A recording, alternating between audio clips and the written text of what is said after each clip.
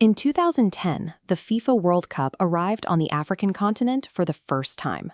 For South Africa, this was a massive opportunity to project a unified post-apartheid identity to billions of viewers. The nation wanted to harness the spotlight of this massive global event to broadcast an unmistakable energy of youth and homecoming. The physical avatar of that energy was Zakumi, a green-haired leopard designed by a Cape Town illustrator, colored specifically to camouflage against the pitch. This graphic shows the deliberate linguistic puzzle behind his name. ZA is South Africa's country code, while Kumi translates to 10 across several African languages, merging together to brand the 2010 tournament. They even gave him a highly specific fictional birthday, June 16, 1994. That exact date permanently ties the Soweto Youth Uprising directly to the year of the country's first democratic elections. On paper, the character design resolved every aesthetic and symbolic requirement of the brief. The concept phase was an absolute success, but characters don't stay on paper. Eventually, they have to be manufactured, shipped, and sold in the real economy. When the physical plush toys hit the market, South African citizens picked them up, turned the toy over, and read the label, "Made in China."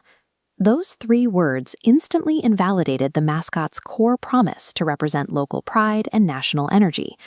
The merchandise licensing contract was worth over $112 million, awarded to a company owned by a sitting member of the ruling political party. At the exact time this deal was signed, roughly a quarter of South Africa's workforce was unemployed. Instead of creating local manufacturing jobs, the company subcontracted the work to a plastics manufacturer in Shanghai to churn out 2.3 million units for the global market. This data visualization shows the severe reality reported by British newspapers at the factory. Teenage workers were allegedly pulling 13-hour shifts for a daily wage of just $3 a day. None of this was a manufacturing accident. Opting for the cheapest unit cost and fastest offshore tooling is a deliberate choice made during the concept phase. The country's largest trade union federation called the situation a disgrace.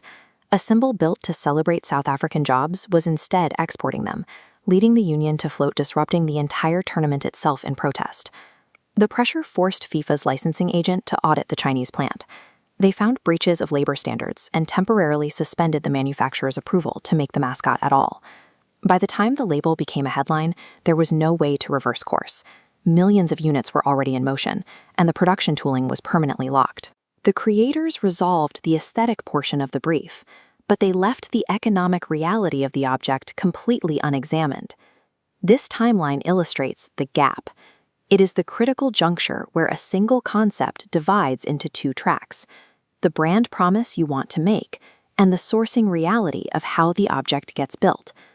The moment you choose offshore volume to hit a lower unit price, you are making a branding decision. Before you cut the tooling or sign the contract, you cement what that product actually means in the real world. The initial sketch is rarely the problem.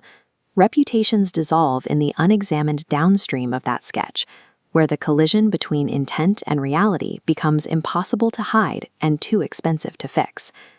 Design intelligence means having the foresight to run the meaning of an object forward against its physical sourcing, while it is still inexpensive to make changes. If you stamp words like local or sustainable on a piece of merchandise, that promise has to survive the entire supply chain. It cannot just live in the marketing copy. Your concept phase choices are your brand promise. Decide what your object is truly going to say before the factory tooling makes that decision for you.